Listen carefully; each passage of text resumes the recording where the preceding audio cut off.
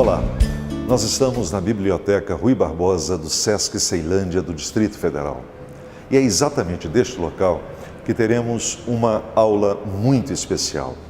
É especial porque trata da Constituição Brasileira, que em 2008 completa 20 anos de vigência.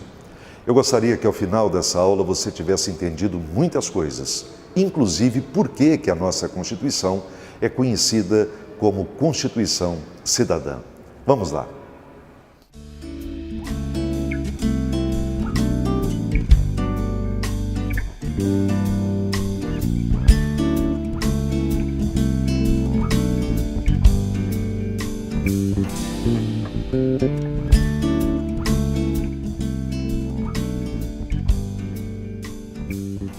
A primeira coisa que a gente precisa saber é o que é uma Constituição.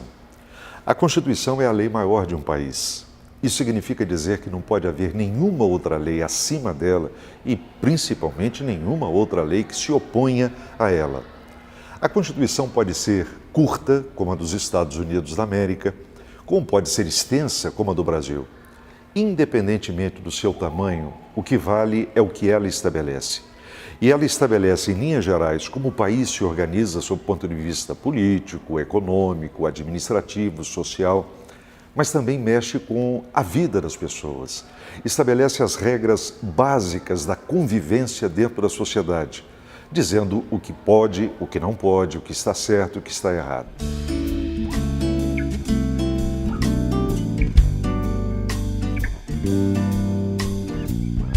O Brasil já teve várias constituições, desde o momento em que ele se tornou independente, no início do século XIX. A primeira Constituição foi a de 1824, que, entre outras coisas, estabeleceu a forma monárquica de governo, que durou quase um século. No final do século XIX, foi proclamada a República, e ao longo do século XX, tivemos uma sucessão de constituições.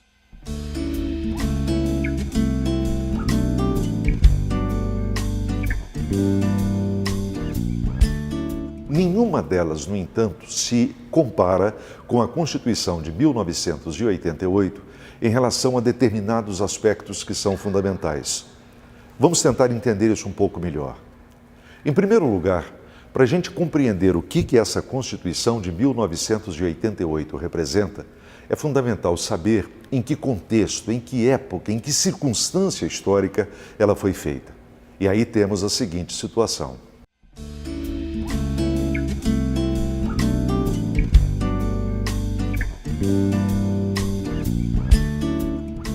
De 1964 a 1985, o Brasil viveu sob o regime militar, o que significa dizer um regime autoritário.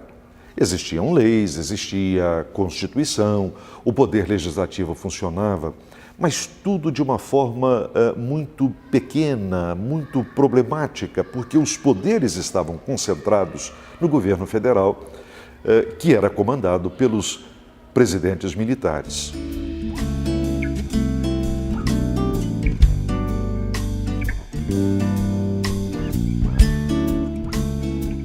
No final do regime militar, nos últimos anos, a sociedade brasileira se levanta, ergue a sua voz e começa a expressar o seu descontentamento, a sua não concordância com aquele tipo de governo que nós tínhamos. Sucessivamente, vários movimentos tomaram as ruas e deram voz à maioria da população brasileira. Num primeiro momento, os brasileiros foram pedir anistia, isto é, perdão para todos aqueles que haviam sido atingidos pelos atos do autoritarismo. Num outro momento, o povo foi às ruas para exigir uma constituinte, quer dizer, uma assembleia convocada, eleita pelo povo, para fazer uma nova Constituição para o país que defendesse a democracia, a liberdade, a cidadania. E, por fim, talvez o mais importante movimento popular da história republicana do Brasil, que colocou milhares e milhares de pessoas nas ruas exigindo a volta das eleições diretas para presidente da República, porque os militares haviam transformado em indiretas as eleições presidenciais. É nesse quadro que o regime militar se esgota, entra em colapso, não consegue mais sobreviver, até porque ele perdeu a maior parte do apoio que obtivera junto à sociedade até aquele momento. Esse fim do regime militar vai ser marcado pela última eleição presidencial indireta naquele momento. 2 candidatos civis de oposição, Tancredo Neves e José Sarney, foram eleitos, respectivamente, presidente e vice-presidente da República. O presidente Tancredo Neves nem chegou a tomar posse. Ele adoeceu, foi internado e alguns meses depois veio a falecer. Mas começava com o governo Sarney esse novo período da história brasileira, que nós chamamos de redemocratização. E o mais importante marco, o ponto essencial para definir essa nova era vivida pelo Brasil, foi exatamente a nova Constituição de 88.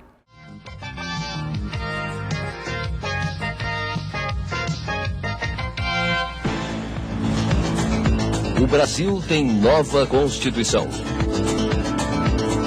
No plenário da Câmara dos Deputados, palco das votações e dos grandes debates da Constituinte, o primeiro ato da promulgação, a assinatura da carta pelo presidente Ulisses Guimarães. Depois, o juramento solene. E falando ao Brasil, declaro promulgada o documento da liberdade, da dignidade, da democracia, da justiça social do Brasil. Que Deus nos ajude que isto se cumpra. O discurso foi marcado pelo repúdio às ditaduras. Traidor da Constituição é traidor da pátria. Conhecemos, traidor da Constituição é traidor da pátria, conhecemos o caminho maldito. Rasgar a Constituição, trancar as portas do Parlamento, garrotear a liberdade, mandar os patriotas para a cadeia, o exílio e o cemitério. No fim, o apelo à mudança. Que a promulgação seja nosso grito. Mudar para vencer. Muda, Brasil!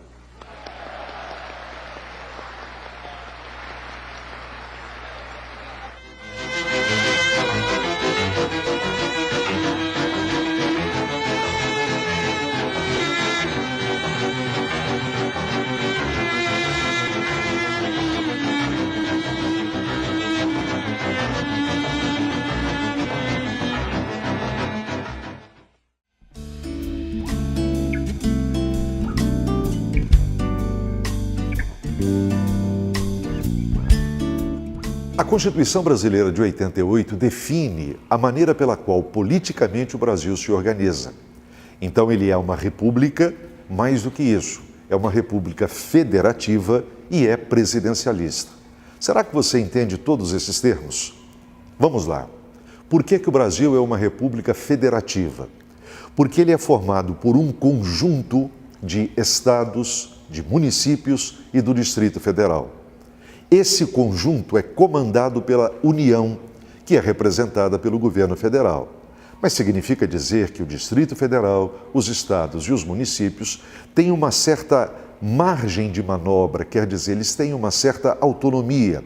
Podem eleger os seus governantes, que são prefeitos, governadores, podem eleger os seus parlamentares, que são vereadores dos municípios, deputados estaduais, deputados federais e senadores. Mas acima dos estados, dos municípios e do Distrito Federal está a União, que é representada pelo governo federal. O segundo aspecto é o presidencialismo. O Brasil fez uma opção, inclusive por meio de plebiscito. O povo foi às urnas e escolheu a República presidencialista como nossa forma de governo. Significa dizer que o poder executivo é exercido por uma pessoa, o presidente da República, que ao mesmo tempo é o chefe de Estado, ele representa o país perante o mundo, mas é também o chefe de governo. Ele é responsável pela administração do país. Mas o mais importante na Constituição de 1988 é exatamente a sua preocupação, o seu compromisso com a chamada cidadania. E aqui vale uma lembrança. Ao contrário de todas as outras constituições brasileiras, a de 88 não começa falando da organização do Estado, da divisão dos poderes, nada disso. Ela começa falando dos princípios fundamentais que devem reger a vida do nosso país, a soberania, a autonomia, o pacifismo, a tolerância para com as pessoas e para com o mundo, etc. e tal. Mas, sobretudo, ela se inicia com um grande capítulo que vai tratar dos direitos e deveres individuais e coletivos. Eu não tenho dúvida em dizer para você que esta é a marca registrada da Constituição de 1988.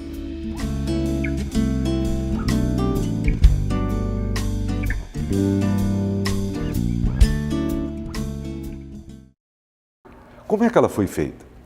Em 1987, começa a funcionar a Assembleia Nacional Constituinte. Foram cerca de 2 anos de muito trabalho. Todos os constituintes, deputados, senadores, tinham direito a apresentar as suas propostas. Mas, acima de tudo, e esta é a grande novidade, a sociedade brasileira também foi chamada a participar. Você não imagina que espetáculo bonito. Mais de 70 mil propostas feitas pela sociedade, por pessoas comuns, por homens e mulheres do povo brasileiro, chegaram a Brasília para serem analisadas pelos parlamentares constituintes. Aí está a marca registrada da Constituição de 88. É a primeira vez na história do Brasil em que há uma fortíssima participação da sociedade, especialmente daqueles setores mais organizados da sociedade brasileira, na elaboração, na feitura da nossa Carta Magna, da nossa Constituição. Milhares e milhares de propostas foram encaminhadas dos mais diversos setores do país. Eu me lembro, por exemplo, de uma proposta escrita com a própria mão, a caneta, por uma pessoa que depois ficaria mundialmente famosa, Chico Mendes, o seringalista do Acre, o homem que vai se identificar como o defensor dos povos da floresta e de uma ecologia para a região amazônica. Chico Mendes foi um entre milhares e milhares de brasileiros que apresentaram proposta para ser incorporada à Constituição. A preocupação maior para as bancadas do Norte e do Nordeste na Constituinte é com a floresta amazônica. Nós hoje estamos cientes de que a Amazônia é a maior floresta do mundo. E se essa floresta se acabar, junto com ela vão se acabar mais de 500 mil seringueiros que resistem até hoje pela defesa da floresta e com aspecto negativo para toda a humanidade.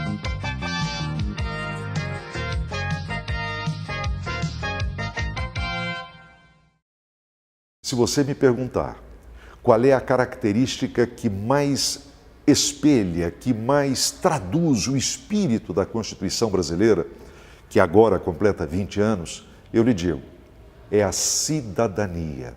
O Brasil que sai de um regime militar, o Brasil que historicamente sempre foi excludente, quer dizer, afastava das decisões nacionais a maioria da população, tenta reencontrar-se consigo mesmo e fazer uma Constituição que desse a homens e mulheres que vivem no Brasil direitos iguais. Fixa, estabelece com clareza esses nossos deveres, mas, sobretudo, esses nossos direitos. Eu vou lhe dar alguns exemplos de direitos estabelecidos na Constituição de 88 que fatalmente mexem com a vida de cada um de nós.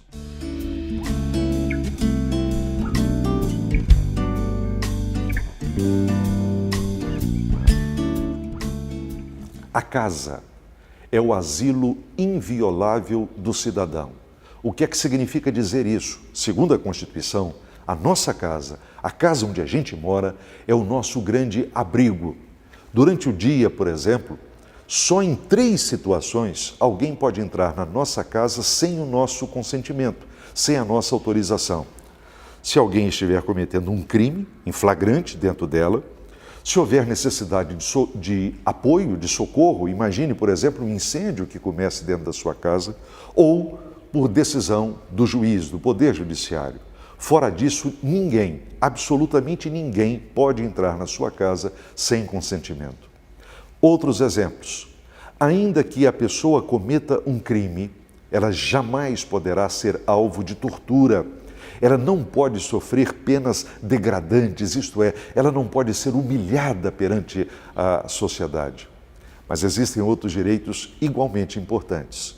Por exemplo, A Constituição brasileira garante a mais absoluta liberdade artística, científica, literária, mas, sobretudo, a liberdade de pensamento e de expressar aquilo que cada um de nós pensa. Mais ainda, a nossa intimidade, a nossa privacidade é resguardada, é defendida pela Constituição. Você quer ver alguns exemplos de como isso pode acontecer? As nossas comunicações telefônicas, por exemplo. É sagrado o sigilo das comunicações telefônicas. Só em situações muito excepcionais, a Justiça, e ninguém mais, pode autorizar a quebra do sigilo da nossa conversa no telefone. Da mesma forma que as cartas que nós escrevemos não podem ser violadas, não podem ser abertas a não ser a pessoa a quem nós endereçamos. Eu vou lhe dizer algo que talvez você não saiba. Pela Constituição brasileira, o ensino fundamental é obrigatório para todos os brasileiros e necessariamente gratuito nas escolas da rede pública. O importante é que a Constituição deixa muito claro que esse direito não pode ser arrancado de nenhuma criança. E te digo mais, se um pai, de alguma maneira, impedir que seu filho vá à escola no ensino fundamental, se um pai deixar de matricular o seu filho ou o menor pelo qual ele seja responsável no ensino fundamental, ele pode, inclusive, ser preso.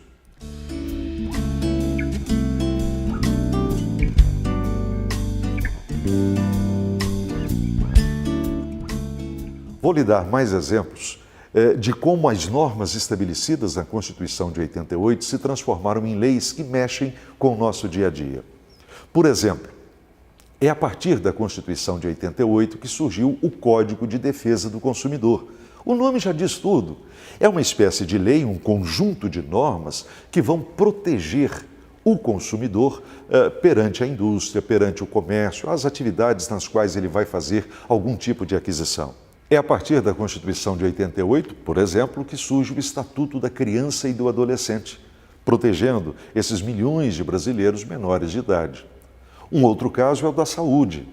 É a partir da Constituição de 88 que se estabeleceu no Brasil o Sistema Único de Saúde, cuja sigla, com 3 letrinhas, SUS, SUS, é conhecida de todos nós.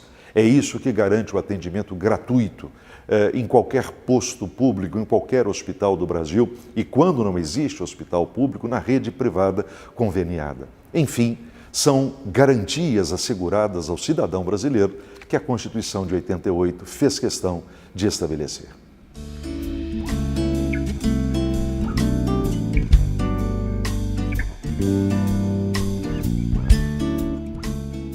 Entre os direitos estabelecidos pela Constituição de 1988, eu gostaria de chamar a atenção para um que é fundamental e que mexe com o nosso dia a dia, com a nossa maneira de viver em sociedade.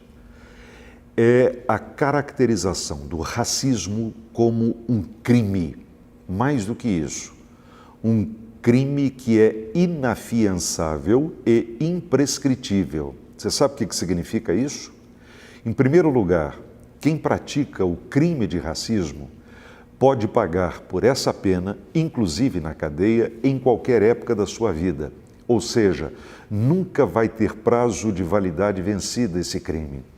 Segundo lugar, é inafiançável. Você pode ouvir em noticiário de rádio, televisão e no jornal que alguém foi preso, pagou uma fiança e foi imediatamente solto. No caso do racismo, não há menor possibilidade disso acontecer. Por isso é que a Constituição estabelece ser ele um crime inafiançável. Ou seja, se alguém for acusado e for condenado por prática de racismo, vai ter que cumprir essa pena na cadeia.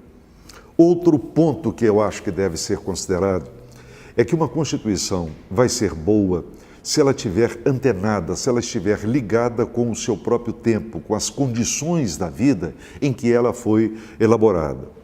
Exatamente por isso, a Constituição de 88 é a primeira do Brasil a tratar de determinados temas que nunca apareceram nas constituições anteriores. Um exemplo, meio ambiente. Você sabe que a questão ambiental é tratada de forma relativamente recente na história do mundo. Eu diria que a partir dos anos 1970 começa a surgir essa preocupação com a ecologia, com a preservação das condições ambientais que garantem a nossa própria vida. Pois bem, a Constituição brasileira fez questão de estabelecer isso com muita clareza e obriga o poder público, quer dizer, os governos federal, estadual, municipal, a tomarem providências no sentido de garantir um desenvolvimento ecologicamente equilibrado no país, inclusive anunciando sanções, penalidades para quem degradar o meio ambiente. Imagine, por exemplo, incêndios maldosos, imagine, por exemplo, o desmatamento sem nenhum critério. Isso é tipificado como crime pela Constituição. Um segundo ponto, que também é novidade porque não aparece nas constituições anteriores, diz respeito aos índios. O que aconteceu na história do Brasil?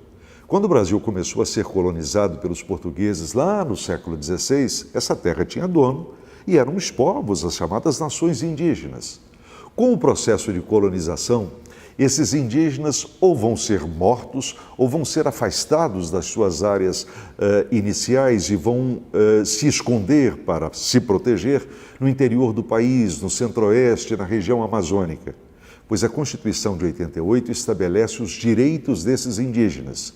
Significa dizer que o Brasil é obrigado a reconhecer os valores, os costumes, as práticas, enfim, todos os aspectos que caracterizam a cultura dos povos indígenas. Inclusive, um ponto importantíssimo, a Constituição garante o direito desses indígenas às terras que eles ocupam há séculos e séculos antes da chegada dos colonizadores. Um terceiro ponto, e esse também é fundamental, diz respeito à condição feminina.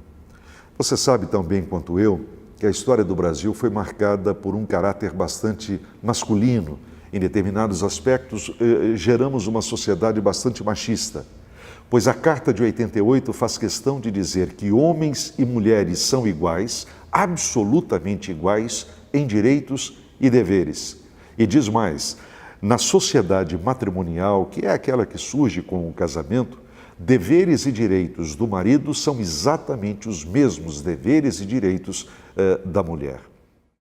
Eu gostaria de dar mais um exemplo de como as emendas apresentadas por setores da sociedade se materializaram na Constituição. Um caso muito interessante está no artigo 240 da Constituição brasileira e que trata exatamente de quê? Da possibilidade de financiamento, da garantia de financiamento para que entidades privadas de serviço social e de formação profissional, como é o caso do SESC, pudessem efetivamente existir. Isso está garantido pela Constituição de 88.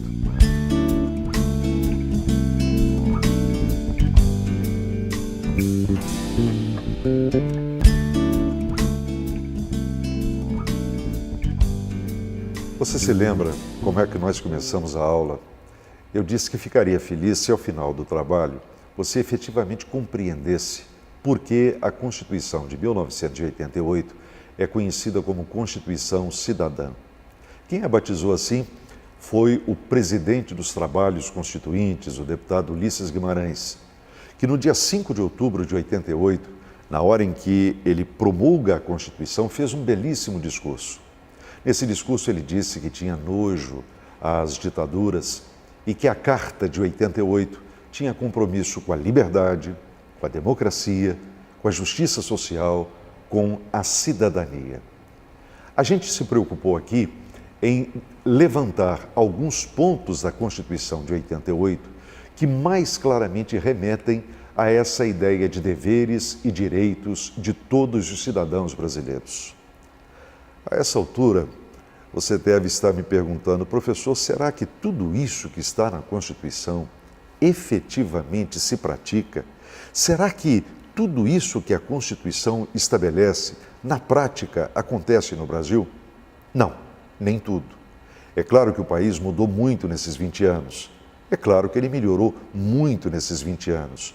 Mas muita coisa da Constituição ainda não se transformou em realidade. Há várias razões para isso. Eu vou lhe dizer uma que é muito importante. Como a nossa Constituição é muito grande, Vários dispositivos dela remetem a uma legislação ordinária, quer dizer, exigem que leis sejam feitas para colocar aquilo em prática. E muitas dessas leis não foram feitas até hoje. Sabe por quê? Talvez porque não tenha havido interesse em determinados assuntos. Mas há um outro problema. A Constituição de 88 deu ao Poder Executivo o direito de encaminhar ao Congresso Nacional as chamadas medidas provisórias, que têm força de lei. Era para o governo federal utilizar essas medidas provisórias de uma forma recatada, mas não foi isso que aconteceu na prática. Conclusão: as pessoas encarregadas de fazerem as leis, que são os deputados e os senadores, ficam sobrecarregados com a grande quantidade de medida provisória que é encaminhada para o Congresso Nacional. E enquanto as medidas provisórias não são votadas e aprovadas, outros assuntos, outros temas, outros projetos não podem ser votados. Acontece então o chamado trancamento da pauta, fica tudo parado e não se vota praticamente nada. Esse é um problema que surgiu com a Constituição de 88. Mas há uma outra razão que eu acho também fundamental para que alguns aspectos da Carta ainda não tenham se materializado. Em primeiro lugar, vamos deixar bem claro uma coisa: lei alguma no mundo, por melhor que ela seja, por mais bem intencionada que ela tenha sido, lei alguma tem o dom de sozinha transformar a vida, transformar a realidade. Por que eu quero dizer isso? Só há um meio de nós colocarmos a Constituição de 88 plenamente em vigor no nosso país. É quando, em primeiro lugar, a gente conhecê-la. Nós precisamos lê-la, nós precisamos debatê-la, nós precisamos compreendê-la. A partir daí, a gente tem consciência das coisas, do que pode, do que não pode, do que é certo, do que é errado. E ao ter consciência, a gente tem melhores condições de tomar posição. Eu creio que é assim que nós vamos dar vida, nós vamos materializar tudo aquilo que a Carta de 88 representa em termos de valorização da cidadania. Este foi o grande avanço, esta foi a grande conquista. Fazer com que isso aconteça plenamente é tarefa que também cabe a cada um de nós. Foi um prazer estar com vocês. Espero que essa aula tenha sido útil para todos vocês, que tenham compreendido mais e melhor o significado, o sentido da Constituição Brasileira de 1988. Talvez fique para todos nós um último desafio: o que fazer para que todas as belas ideias, as boas propostas contidas na Constituição possam ser concretizadas, possam ser materializadas? Eu tenho para mim que o caminho que se coloca à nossa frente é o da educação. Nós temos que ler mais, estudar mais, nós temos que nos informarmos mais. É só assim que haveremos de fazer do Brasil a sociedade com a qual sonhamos, mais justa, mais fraterna e, acima de tudo, cidadã.